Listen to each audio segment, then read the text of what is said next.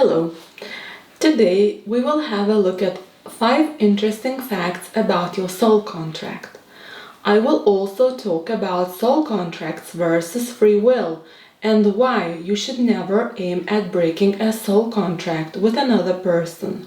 Soul contracts are agreements that you enter into pre-birth. Before this contract is created, you and your spiritual team get to decide which life lessons are going to enable your soul to evolve the most. But life lessons wouldn't be real life lessons if we knew them in advance. That's why our soul has to go through kind of spiritual Alzheimer's before it enters the physical body. Alright, now let's get into these facts. Fact number 1. You choose your name, place, date of birth, or even death circumstances. So basically, your soul gets to decide between hundreds of scenarios and what circumstances resonate the best with its vibrational frequency, and also the lessons it needs to attract. So there is no coincidence on the religion you are born into, the country, the geopolitical situation, and also the economical situation, the war, the religious discrimination, the extreme poverty serve as polarities between good and the bad to create the perfect learning environment for the soul. So let's take a couple of examples here. A soul which chose to reincarnate into a war zone will use these circumstances to strengthen up the human being, and these experiences may serve others as a source of hope or as a source of support going through difficult circumstances. Another example would be many disabled children who are born into, let's say, wealthy families with stigma around mental health or the physical health, and these children with these certain conditions will be used as a tool for mind expansion and the soul expansion, to help others see the variety into this world, to practice acceptance and unconditional love. Fact number 2. You choose other souls that will assist you with healing. Spanish writer Paulo Coelho said, "Important encounters are planned by souls long before the bodies see each other." So our souls belong to different soul groups, and one of them is soul community. Now, this soul group is very broad, and the souls encountered upon this reincarnation can be counted from hundreds to thousands. It can be your co-workers, it can be your friends, it can be the people you studied at university or at school. Another soul group you belong to is your soul family. It's very common to share the same genetic pool in the soul family. So these souls will be your close relatives or your intermediate family. The genetic pool will determine the life lessons you encountered together with them, and you may switch between the roles, let's say with each other, to teach you what is unconditional love. So let's say in the previous lifetime you were a mother and another soul was your child. Now in this lifetime things are switched the other way around. That is how karma may be balanced, or the unlearned lessons from the previous lifetimes get a chance to be learned again. Another group which is very popular in the spiritual community are soulmates. The soulmates are often referred to in a romantic sense. However, that is not always the case. You will share a deeper spiritual connection with soulmates, and you will encounter these souls upon your lifetime when you go closer to your life mission or closer to the spiritual expansion. Fact number 3.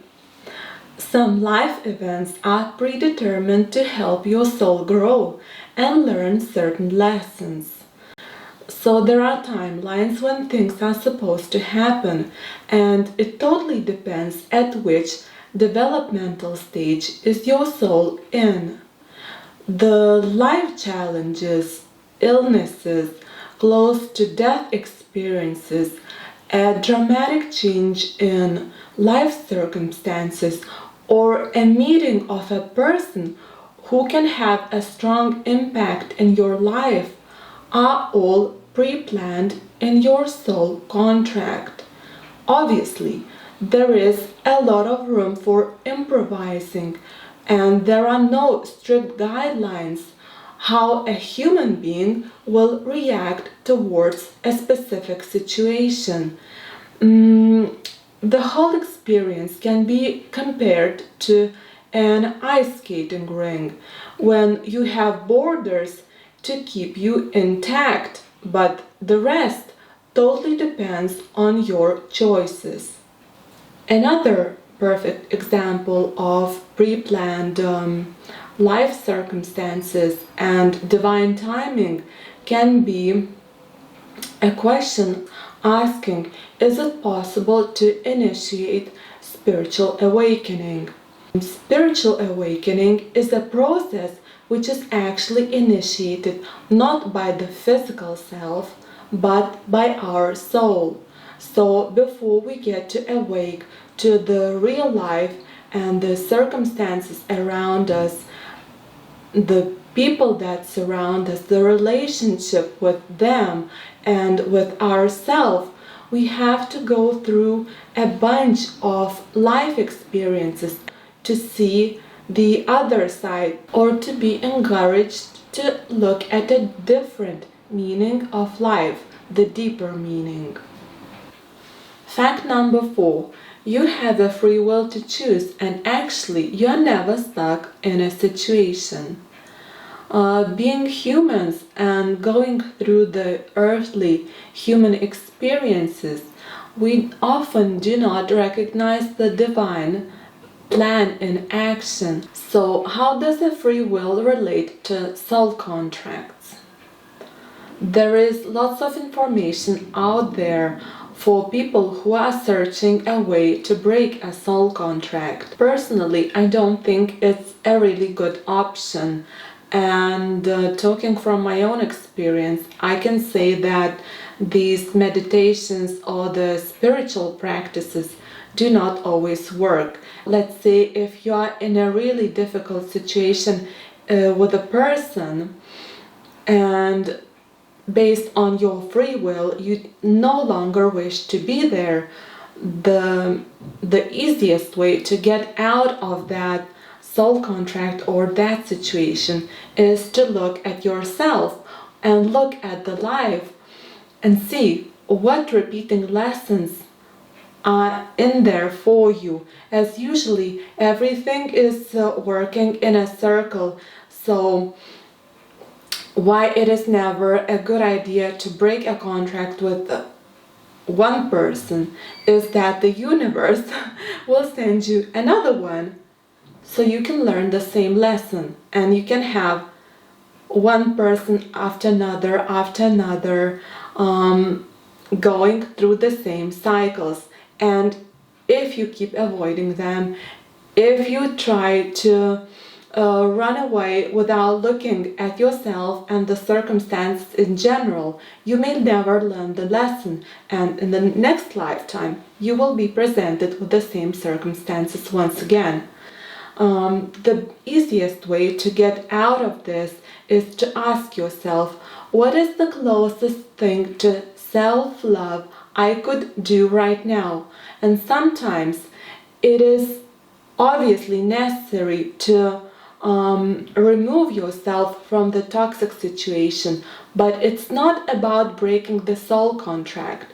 It's about learning the life lessons, and as a result, the relationship with, let's say, a person who is causing you trouble or anxiety, it will sizzle out by itself. Fact number 5: you are not alone. Your spirit guides and angels assist you with healing, life purpose, and mission. You have certain angels and spirit guides present at different life stages and responsible for different lessons. So, when you see that you have no way out or you are stuck in a situation, just ask for support and help from your spiritual team. Spirit guides and angels may orchestrate and coordinate events that trigger deeper issues within your soul that need healing. They are also aware of your soul contracts and, as I mentioned before, your life purpose. They see not only the past, the present, but they also see the future of your life. They will also act as a gentle nudge to help yourself evolve and will speak to you through synchronicities, nature, dreams, animals, or thoughts. So, having these 5 interesting facts in mind, we know that Earth is the best planet to fulfill our soul contracts. It is like a school where we start from grade 1 and slowly progress further. Unlike other planets, we are faced here with limitations and extreme range of emotions, which only make our experiences a lot more intense, fulfilling, and challenging. This makes a perfect recipe for progressive learning. Thank you.